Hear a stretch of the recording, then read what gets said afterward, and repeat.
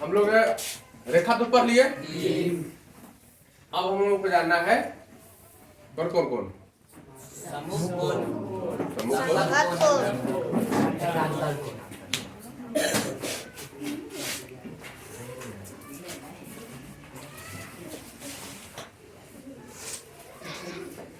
समूह या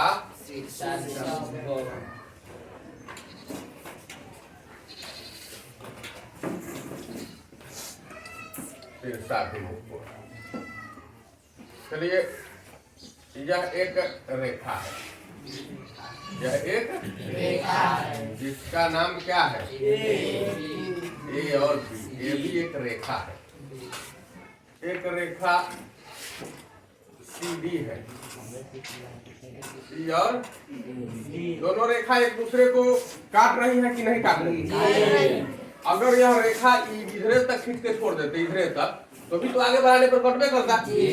तो ये दो रेखाएं हैं AB एवं CD, तथा दोनों एक दूसरे को काटती है इस बिंदु पर, तो काटती है उस बिंदु का नाम हम O मानते हैं।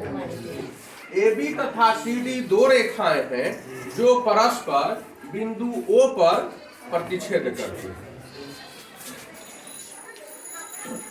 यहाँ AB तथा CD दो रेखाएं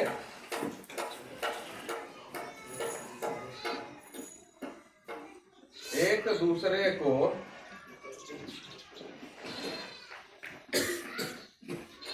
बिंदु O पर क्या करती हैं? प्रतिच्छेद करने का क्या मतलब? काटना। प्रतिच्छेद करने का मतलब होता है काटना। तो जब काटती है तो यहाँ कितने कोण बनते हैं ये देखिए। कितने कोण बनते हैं? इधर कहीं से भी गिनती शुरू कीजिए आप। यहीं से हम लोग शुरू करते हैं। 2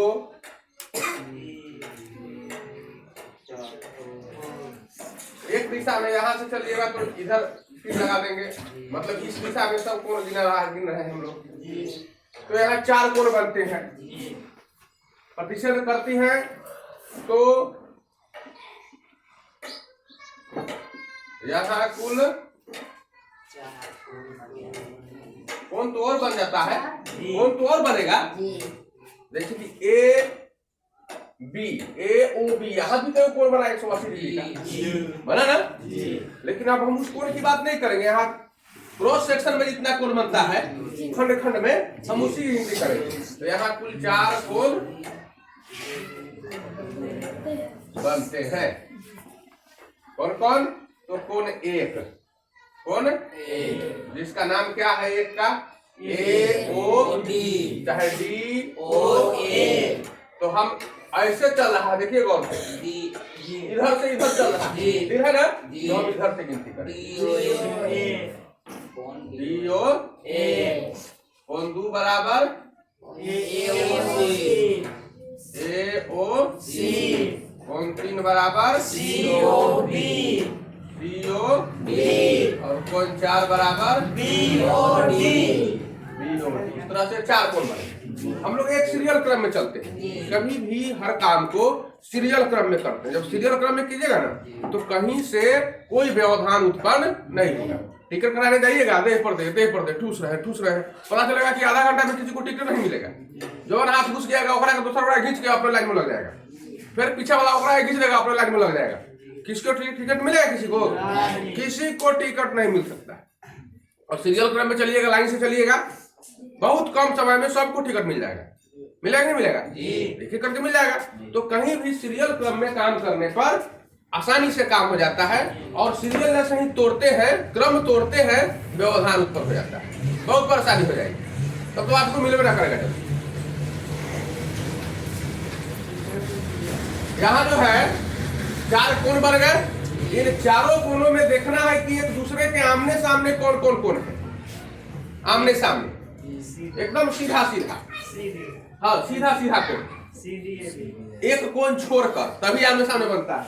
तो ये और ये कोण 1 और 3 एक दूसरे के ठीक सामने, कोण 2 और 4 एक दूसरे के ठीक सामने, इसलिए कोण 1 का 3 जो है वो शीर्षाभिमुख कोण यानी सम्मुख कोण है, और 2 का 4 जो है वह सम्मुख कोण है। यहाँ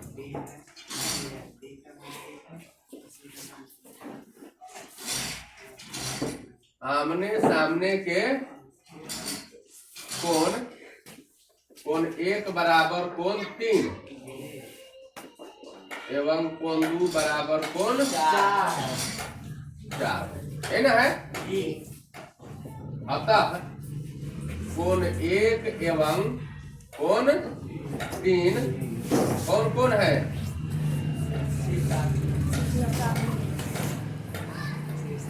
शीर्षाभिमुख कोण है। बन सकते हैं इस तरह से। उसी प्रकार से कोण 2 और कोण 4 शीर्षाभिमुख कोण हो सकता है। उसी प्रकार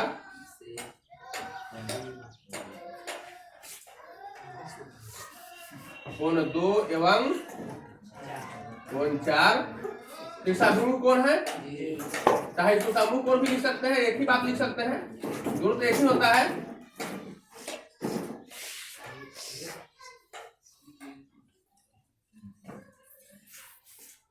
शीर्षाभिमुख कोण है।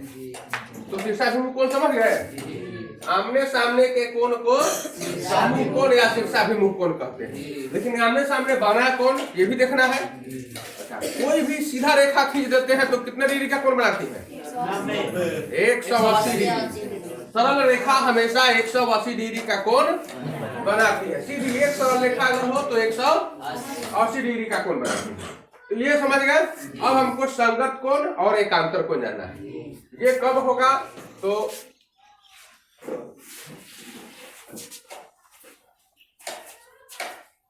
इस तरह से भी खींच सकते हैं या फिर थोड़ी सी हम टेढ़ा भी कर सकते हैं। इसको लगे, इससे क्या लगता है ये दोनों रेखाएं प्रतिच्छेदी होंगी या समांतर होंगी? होगा, लगता है इधर प्रतिच्छेद करेगा एक दूसरे को इस दिशा में, आगे बढ़ाने में प्रतिच्छेद कर सकता है। तो कर सकता है, अभी किया नहीं है, आगे बढ़ाएंगे तब तो कर सकता है। अब हमको यहाँ की बात करना है। यहाँ देखिए क्या होता है। तो ये दो रेखाएं हैं, दो रेखाएं। अब हम ये नहीं कहेंगे कि प्रतिच्छेदी है कि समांतर है। अब इतनी जानिए कि दो गो रेखा है, दो गो रेखा, एगो तिरछी रेखा खींचते हैं। एक तिरछी रेखा, ऐसी तिरछी रेखा जो इन दोनों रेखाओं को प्रतिच्छेद करती हो। तो एक तिरछी रेखा ऐसे खींच दिया, देख रहे हो। इसका नाम क्या रखा? रख दिया। तो EF एक तिर्यक रेखा है। तिरछी रेखा को कहते हैं तिर्यक रेखा। तिरछी रेखा को कहते हैं तिर्यक रेखा।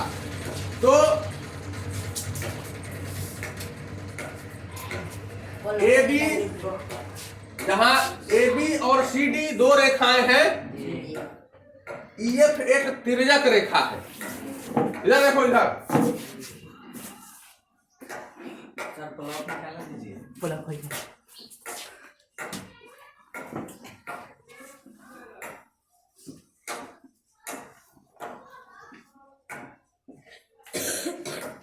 यहाँ AB एवं CD दो रेखाओं को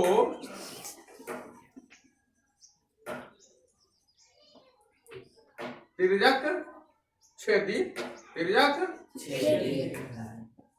रेखा कौन? EF क्रमशः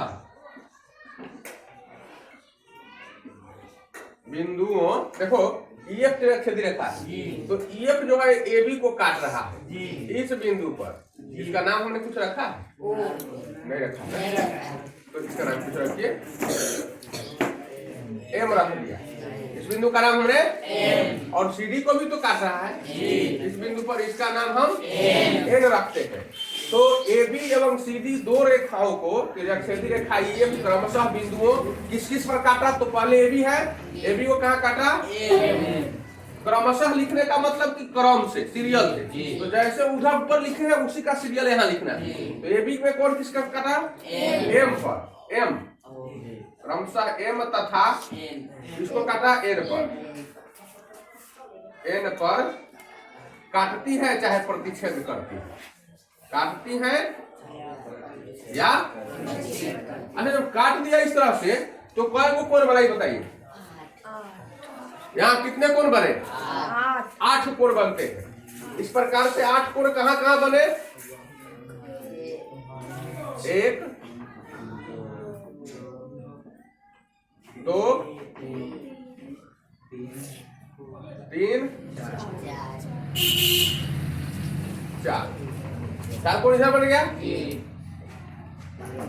5 6 7 8 एक नहीं लिखे, एक लिख दिया। कितने कोण बन गए? कुल 8 कोण बन गए। कुल कितने कोण बने? 8 काटती हैं तो इस प्रकार कुल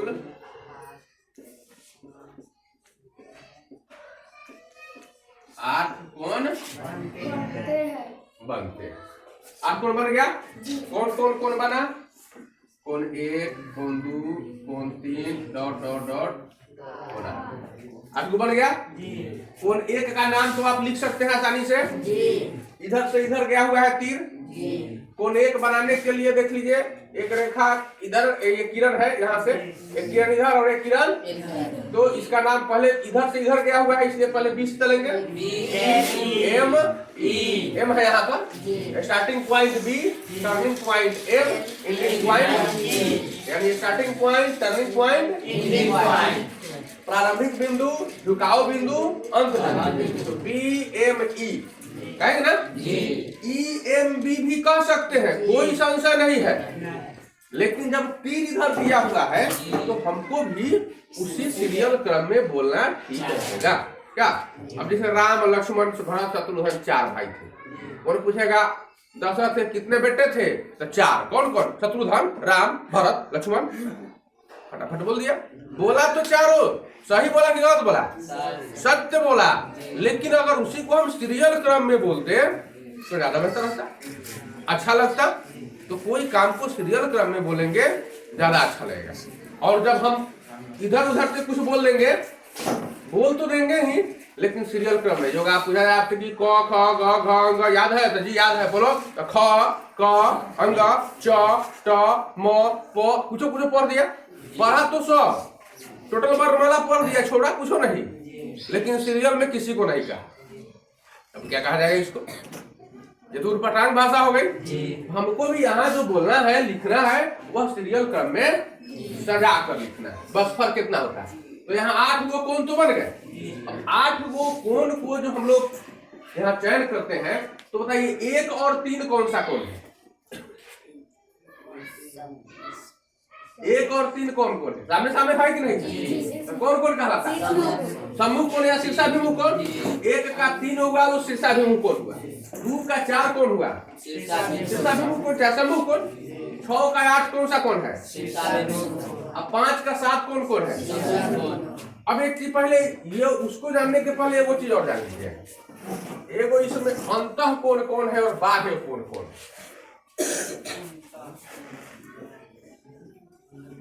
अंतः कोण, अंतः कोण का मतलब जो भीतर में बनता है। तो भीतर मतलब इस दोनों रेखा के भीतर, ये रेखा और ये रेखा, इसके भीतर में दो दीवार है ना, इसके भीतर में आएगी। भीतर में कौन कौन कौन बना जी? 3 4 5 6। तो अंतः कोण होगा 3 4 5 6। ये कौन सा कोण है? अंतः कोण। बाह्य कोण कौन कौन सा है? 1 2 3 4 5। बाह्य कोण जो बाहर है, बाहर मतलब पहचान लीजिए आप लोग, 1 2 7 8, ये सब बाहर बाहर कोण है, 1 2 7 8। अंदर वाले कोण को भीतर वाले कोण को अंतर कोण, बाहर वाले कोण को बाह्य कोण कहते हैं। पहचान गए? अब समझेंगे हम यहाँ पर सम्मुख कोण। सम्मुख कोण चाहे शीर्षाभिमुख कोण। सम्मुख कोण कौन कौन है? तो ये जोड़ा में होता है।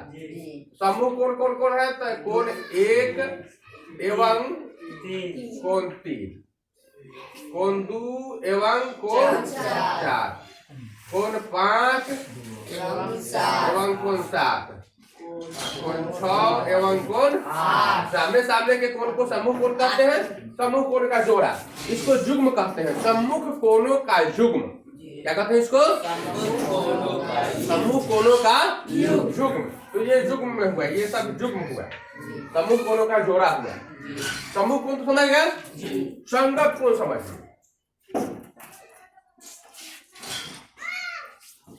इसका भी युग्म होता है, संगत कोण का भी युग्म होता है। युग्म माने जोड़ा, संगत का मतलब साथे चले, संगतिया। संगतिया सुना है? संगतिया किसको कहते हैं? दोस्त को साथे चलता है। तो दोस्त साथे चलने का मतलब कि दोस्त गहरा में गिर गया तो दोस्तों को गहरे में गिर जाएगा, करता है ना। दोनों एक साथे काम करता है। एक वो दोस्त गलती काम करता है तो दूसरा का दोस्त भी का जौरा ही रहता है। जौरा रहने का मतलब वो गलती कर रहा है तो तरीका सहभागिता में है हमार। वो बदमाशी किया तो वो बदमाशी किया, अच्छा काम किया तो दोनों अच्छा काम किया, जीत गया तो दोनों मिलकर गीत गा दिया। किसी को पीटना हुआ तो एक थप्पड़ लगाएगा, दो थप्पड़ लगा दिया, दोनों को मिलकर पीट दिया उसको। गलती तो दोनों किया तो संगतिया उसको कहते हैं जो साथे साथे चले। पूर्व चले तो पूर्व चले, पश्चिम चले तो पश्चिम चले, ऊपर चले तो ऊपर चले, नीचे चले तो नीचे चले, दाया चले तो दाया चले या बाया चले तो उसको कहते हैं संगतिया। संगत कोण भी वही सर के होता है। गौर से देखिएगा, यहाँ 2 रेखाएं हैं, एक है AB और एक है CD। तो AB के ऊपर गिने कि नीचे गिने, बताओ पहले हम किधर गिने? ऊपर चलते हैं तो सीडीओ के ऊपर चलना होगा। अगर AB के ऊपर देखते हैं तो CD के भी ऊपर ही गिनना पड़ेगा। संगत कोण का मतलब एगो ए रेखा पर है, एगो ए रेखा पर, दोनों पर जोड़ना है। तो इस रेखा पर ऊपर तो इस रेखा पर भी। अब ये त्रिज्याछेदी रेखा है, इसके हम लोग बाएं गिने कि दाएं गिने? बाएं। आइए बाएं की ओर। तो जब बाएं चलेंगे तो इसके बाएं में ऊपर में आप कहे हैं, आप इस रेखा के ऊपर बोले हैं तो ऊपर में और इसके बाएं में कौन कौन है? कौन 2 है जो इस रेखा के ऊपर है, आप त्रिज्याछेदी रेखा के बाएं में तो कौन कौन है? 2। तो इसमें भी आइए वैसा ही, इस रेखा के ऊपर आप त्रिज्याछेदी रेखा के बाएं कौन कौन है? 6। मतलब 2 का संगत कोण 6 है। आई बात समझ में? एकरा ऊपर तो एकरे ऊपर, एकरा बाएं तो एकरो बाएं, एकरा ऊपर तो एकरा ऊपर, इसके दाएं तो इसके भी दाएं। तो एक का संगत कोण कौन बनेगा? 5 बनेगा। तो हम लिख सकते हैं कि संगत कोण में कोण 1 एवं कोण 5 और कोण 2 एवं कोण 6। 1 का बना 5 और 2 का बना 6, तक 3 का कोण बनेगा 7। ये नीचे है तो इसके भी नीचे आएंगे, बाएं में है तो हम बाएं में आएंगे, 3 का हो जाएगा 7, कोण 3 एवं कोण 7 और 4 का कौन होगा 8। कोई दिक्कत इसमें? समझ गए? संगत कोण समझने आ गया? समझना बड़ा मुश्किल रहता था, लेकिन हम लोग इस बार बहुत आसानी से समझ लेंगे। इसके बाद वो है एकांतर कोण।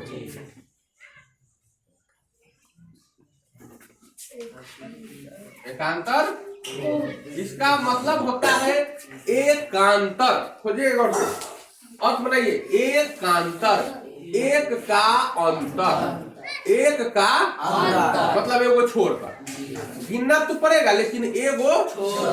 और एक बात यहाँ ध्यान रखना है कि अंतः, अगर अंतः कोण बाह्य कोण 2 है ना, तो अगर हम भीतर में गिनेंगे तो भीतरे एगो छोड़कर, अब बाहर में गिनेंगे तो बाहर एगो। अब ये ना कि भीतर से बाहर टप जाएंगे, बाहर से।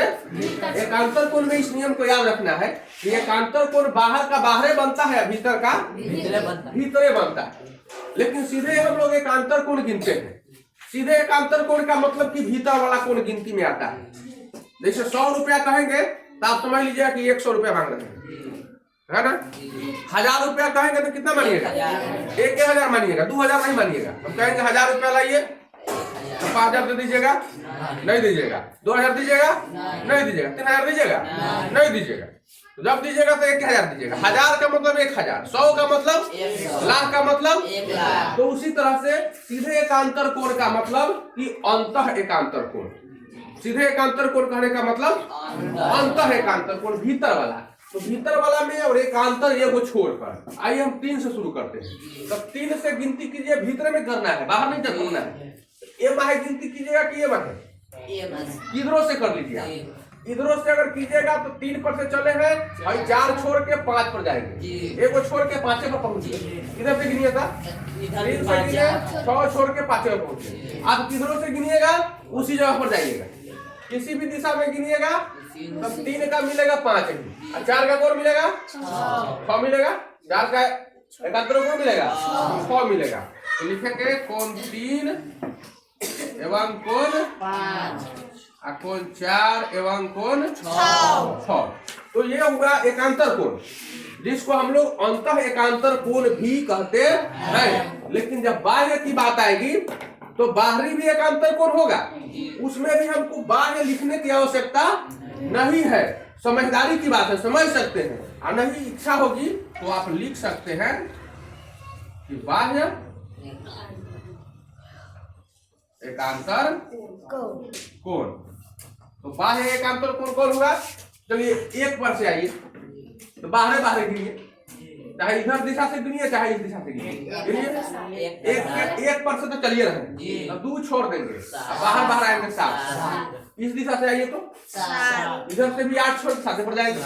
तो बाह्य एकांतर कोण में भी 1 एवं कोण 7 होता है, और 2 का कौन होता है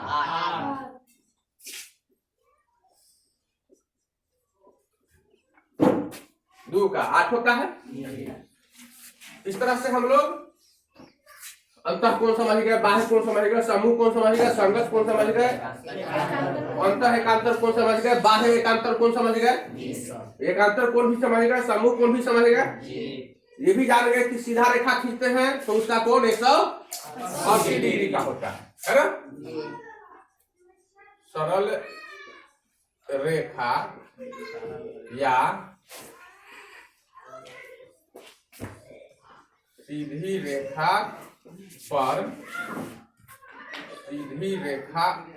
पर वही लिख के लिखेंगे, सीधी रेखा के किसी भी बिंदु पर 180 डिग्री का कोण बनता है। तो सीधी रेखा खींच दिया, नाम रख दिया ये भी। इसी बिंदु पर एक बिंदु ले लीजिए, जहां मन करे हुआ है तो ही रख लेते।